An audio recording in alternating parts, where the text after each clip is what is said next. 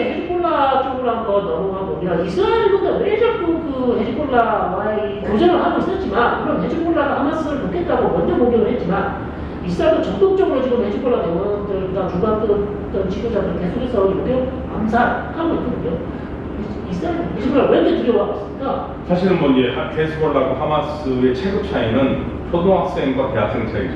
네. 무기의 강도라든지. 네네. 예. 근데 헤즈볼라가 이스라엘과 맞대응할 수 없는 가장 큰 이유는 공군력이었죠. 그렇습니다. 전투기가 없습니다. 네, 이란도 사실 공군력이 약해요. 그렇죠. 네, 그래서 이스라엘이 지금 이쪽 지역에 가장 강력한 공군력을 가지고 있기 때문에 막강한 힘을 발휘하고 있는데 그런데 헤즈볼라가 이스라엘로서는 불편한 이유가 이스라엘 하마스 전쟁이 시작되면서 헤즈볼라는 사실 하마스가 조율 없이 혼자 전쟁을 시작했잖아요. 근데 이스라엘도 인정하지 않습니까? 근데 처음에는 우리가 이게 하마스가 혼자 하는 게 아니라 분명히 사주를 받아서 했을 거라고 생각을 했는데 전혀 아니었죠. 그렇습니다. 예. 그러니까 이제 헤즈볼라는 당황스럽지만 어떤 하마스가 공격을 해서 당하고 있으면 도와줘야 되는 입장이고 그래서 계속 도와줬는데 그러다 보니까 어떻게 됐습니까? 헤즈볼라 로켓을 계속 이스라엘 북쪽에서 쏘면은 이스라엘 북쪽에 있는 주민들이 살 수가 없잖아요. 그렇습니다. 뭐 아시다시피 이스라엘과 레바논 사이 국경에는 우리처럼 남북처럼 비무장지대가 있는 게 아니라서 버퍼존이 없어요. 우리는 휴전선에서 북쪽 2km, 남쪽 2km에 비무장지대가 있고 그래서 거기에 철책선이 있고 철책선 아래쪽으로 우리 주민들이 살잖아요. 네. 그리고 제가 있었던 일사단에서 이제 파주 쪽에 사는데 파주공단에 그 주민들이 없잖아요. 거기는. 근데 이스라엘은 그게 없이 국경선에 바로 붙어서 주민들이 산단 말이에요. 아주 가깝습니다. 네. 네. 그러니까 이번에 이스라엘 정부가 국경에서 5km 사이에 있는 마을의 주민들을 강제로 이주를 시켰는데 그게 거의 6만 명이지 않습니까? 그렇습니다. 6만에서 7만 더 되는 사람도 있고요. 네, 근데 뭐 공식적으로 6만이라고 그러더라고요. 네. 저는 8만에서 23만까지 들었는데 아무튼 정부 이스라엘 정부 발표는 6만. 레바논 쪽에도 주민들이 9만 명이 지금 이 피해에 더가 됩니다. 세가 뭐 10만 원, 12만. 예, 최소 9만 명이 움직였다고 얘기를 하고 있거든요. 그러니까 이스라엘이 만약에 전쟁이 끝내서 정상 국가가 되려면 이 6만 명, 최소 6만 명이 나가 있는 사람을 다시 마을로 들어오게 만들어야 돼요. 자기 집에서 살 수 있도록 해줘야 돼요. 그러면 방법은 딱 한 가지죠. 헤즈볼라가 미사일을 더 쏘지 말아라, 로켓을 쏘지 말아라. 근데 헤즈볼라가 안 쏠 리가 없지 않습니까?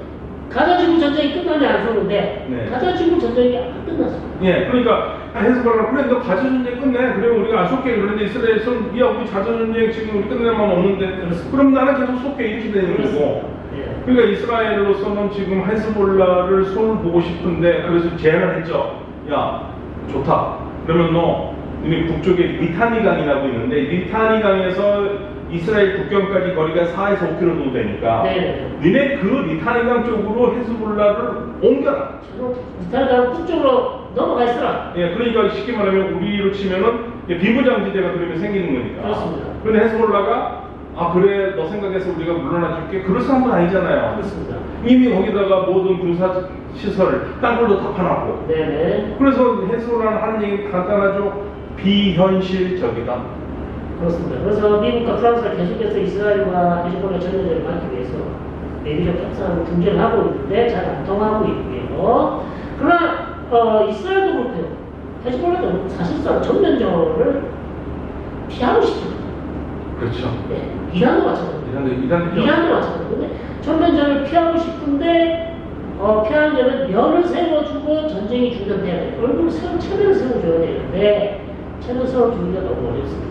계속해서 헤즈볼라가 로켓 공격하면 거기에 대응해서 이스라엘도 공격하고 이런 식으로 지금 공을 주고 받는 상황에서 결국 골란공원에서 많은 사망자가 나서 이번에 이스라엘이 재공격을 했고요. 자, 그렇다면 하산 나스랄라의 오른팔이라는 사람이 암살됐는데 과연 헤즈볼라가 어느 정도 규모의 보복 공격을 할지 여기에 지금 모든 것이 달려있거든요. 그러니까요. 헤즈볼라도 사실은 거기에 맞먹는 암살을 하고 싶겠죠. 근데 그런 능력은 안 될 것 같아요. 네. 계속적으로 북쪽에 공격을 할 수밖에 없는 상황이 될지. 저는 가만히 있을 수는 없잖아요. 최악의 경우에는 갈릴리 쪽으로 공격을 할 것 같아요. 갈릴리는 최근에도 뭐 몇 발 떨어지긴 했습니다. 네, 계속 가장 헤즈볼라가 공헌했던 것 중에 하나가 갈릴리도 공격하겠다. 네. 근데 갈릴리에 이제 공격을 하는 그 규모가 이전처럼 한 30발, 한 20발 쏘고 말 것인가. 그거는 안 되겠죠. 그래서 이게 참 아니면 하이파를 때릴 수도 있고요. 그러니까 이제 하이파를 때리면 좀 더 커지죠. 이스라엘은 또 거기에 대해 어떤 대응을 하고 있습니다. 그러니까 계속 상승이 되는 거죠. 긴장 관계가 계속 고조되기 때문에 지금 이 정황부들이 가져온 수준에서 계속 유지만 된다면 전면적으로 가지 않습니다. 그러나 한 단계씩 계속 올라가기 때문에 헤즈볼라와의 전면적 가능성이 이제 배제할 수 없는 거고 지금 또 미국이 항공모함 한 대를 레바논으로 또 투파했다고 합니다. 네. 그래서 헤즈볼라의 대응 규모에 따라서 결국 이스라엘 북부 전선에서 전면적이 나지 않을까.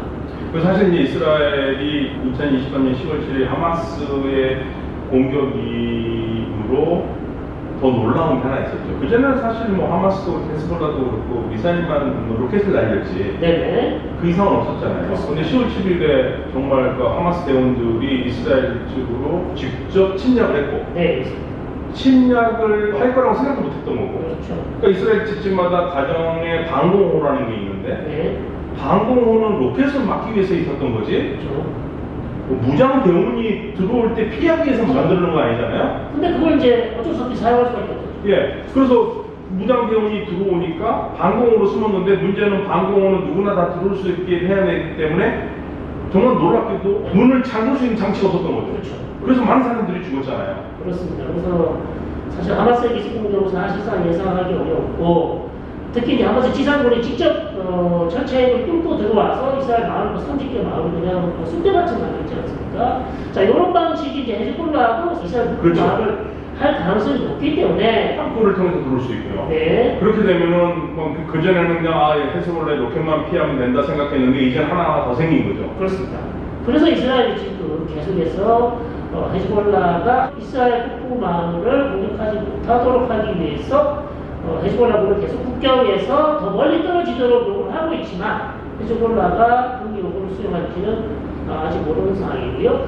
만약 헤즈볼라하고 이스라엘하고 전쟁이 시작하면 이란은 어떻게 할까? 그러니까 이란도 참 괴로운 건데요. 결국엔 이란도 지금 이 서구와 좋은 관계를 맺어서 제재를 풀려고 그러는데 이 계속적으로 헤즈볼라를 안 도와줄 수도 없고 그러니까 사실 헤즈볼라가 한 말이 있죠. 네. 우리 신경 쓰지 마라. 우리가 알아서 하겠다. 그렇습니다. 그게 이제 나사랄라가 이란 측에다가 한 얘기죠. 네, 그러니까 이란의 면을 세워준 거죠. 그렇죠. 그냥 우리가 할 수 있으니까 그냥 우리 도우려고 하지 마. 우리가 알아서 할게.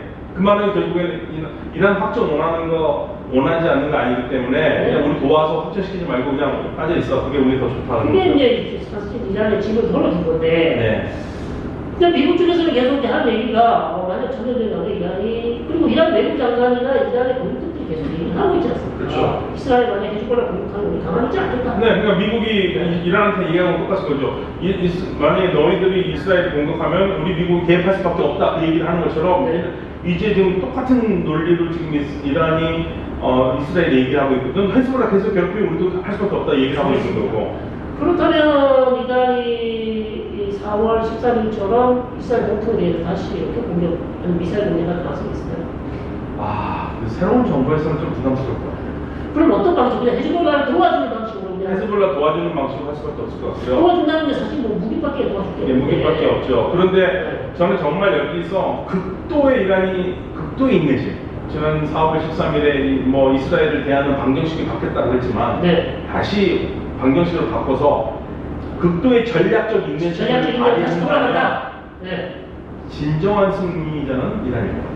자, 그렇습니다. 4월 14일 이후로 이란이 사실상 이스라엘 본토에 대한 공격을 자제하고 그 다음 미국에 대한 어떤 공격도 자제해왔던 그런 정책을 유지하다가 4월 13일 이후로 적극적 전략으로 바뀌지 않았습니까? 전략적인 인내를 버리고 이번 헤즈볼라 사태에서 다시 전략적인 인내의 전략을 할 것인가 사실상 상당히 유추가 되거든요. 네, 저는 미국과의 교감이 있을 거라고 봐요. 뒤에서 이제 백채널을 통해서 백채널을 통해서 사실은 지금 전쟁의 가장 큰 승자는 이란이라고 하는 사람들이 많거든요. 네네네. 지금 이스라엘은 이제 빠져나올 수 있는 방법이 없어요. 빠져나와야 되는데 맞습니다. 그러니까 지금 미국의 바이든 행정부를 비난하는 목소리가 높은 게 바이든이 지금 이 전쟁을 휴전으로 좀 더 빨리 갔었어야지 여기까지 안 오는데 계속 이 상황은 점점 에스컬레이션 돼서 어쩌면 미국이 큰 전쟁에 끌려갈 수 있는 상황이 된다. 미국한테 좋지 않는. 그렇습니다. 바이든 대통령이 더군다나 대통령 선거에서 본인이 다시 선거를 하지 않겠다고 했기 때문에 거의 뭐 레임덕이 최근까지 완성하기 때문에 자, 네타냐후 총리 계속해서 구급파들이 가자지구 전쟁을 끝내는 연정을 무너뜨리겠다. 네. 그렇게 협박을 하고 있기 때문에 가자지구 전쟁을 끝내지 못하고 계속 끌고 가고 있는 그런 상황이 되고요. 중동 지역은 지금 한치 앞을 내다볼 수 없는 한계 속을 걷는 네, 저는 그냥 이란이 정말 극도 인내심으로 전략적 인내를 하면 정말 이번 이스라엘 하마스 전쟁의 진정한 승리자는 이란으로 붙여질 것 같아요. 저는 좀 이란이 만약에 이스라엘과 히즈볼라가 전쟁이 된다면 그냥 무기는 이미 줘왔기 때문에 공급을 해왔기 때문에 다시 한번 어떤 이스라엘에 대한 공격도 할 가능성도 되지 않습니까? 더군다나 지금 이스라엘 쪽에서 하는 얘기는 히즈볼라와 전쟁을 하면 지금 이라크의 친이란 민병대들이 거의 지금 요르단에 와 있고 요르단은 시리아에 와 있고 시리아 국경을 건너서 레바논으로 들어간다는 얘기거든요. 그렇죠. 네, 엄청난 시리아 민병대들이 지금 만약에 전쟁이 발생을 하면 또 레바논에 가서 이스라엘과의 전쟁을 하겠다. 그렇게 준비를 하고 있고 거의 뭐 7개의 전선에서 계속해서 이제 전쟁이 될 것 같습니다. 그래서 한 가지 처음 하자 네. 제가 그 방송 오기 전에 그 꼴을 봤는데 이 쿠웨이트에 있는 미군 기지에서 네. 이라크 쪽으로 드론을 날려서 네. 공격을 했다. 미국이 먼저 공개했죠. 미국이 먼저 공격을 했다. 지금 그렇죠. 네. 그래서 지금 뭐 한치 앞을 바라볼 수 있고. 근데 재밌는 게 이게 이제 지금 하마스 공격하고 시간이 똑같이 됐어요. 갑자기 왜 미국이 네. 왜 갖다 히즈볼라를 해줘? 그러니까요. 그게 이게 조율돼 교환이 있지 그래서 않습니까? 이스라엘과 미국이 조율된 게 아니냐라는 네. 얘기를 하고 있는 거죠. 동시 다발도 일어났잖아요. 그렇습니다. 갑자기 미국이 조용하다가 이라크에 까따리 히즈볼라 무장대원들을 공격해서 몇 사람이 지금 사망을 했습니다. 그래서 저걸 조용했었거든요. 네. 그래서 근데 다시 한번 또 이라크에 있는 민병대들이 이라크나 시리아에 있는 미국이 지금 공격할 가능성이 다시 높아졌다. 네. 이렇게 말씀드릴 수 있겠습니다. 자, 오늘요, 박 교수를 모시고, 중동 지역 전체 분위기 한번 살펴봤고요. 특히 이란 중심으로 앞으로 이란 정세가 어떻게 될지, 새 대통령이 어떤 정책을 펼치게 돼서 전망을 살펴봤고요. 우리한테도 너무나 중요합니다. 이란 시장이 열리면, 폐격살이 잘 돼서 이란 시장이 열리면, 우리한테도 우리 경제, 우리 국가 경제에도 상당히 큰 도움이 될 것으로 기대를 하고요. 자, 오늘 박 교수님 긴 시간 너무 감사드리고, 다음 시간에 뵙겠습니다. 네, 감사합니다. 고맙습니다.